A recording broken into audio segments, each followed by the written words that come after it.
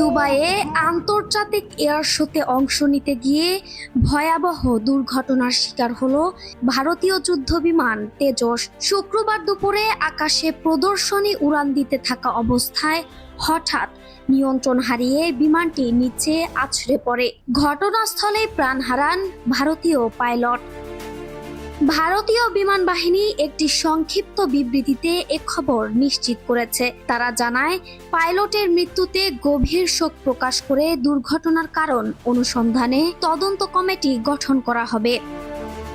রাষ্ট্রীয় সংস্থা Hindustan aeronautics limited HAL নির্মিত তেজস বর্তমানে ভারতীয় বায়ুসেনার অন্যতম গুরুত্বপূর্ণ মাল্টিরোল যুদ্ধবিমান।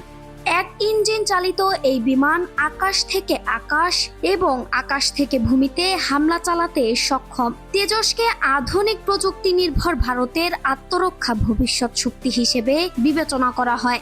বিশেষ করে এর নতুন সংস্করণ তেজস মার্ক 1A আরও উন্নত অস্ত্র ও ইলেকট্রনিক সিস্টেমে সজ্জিত।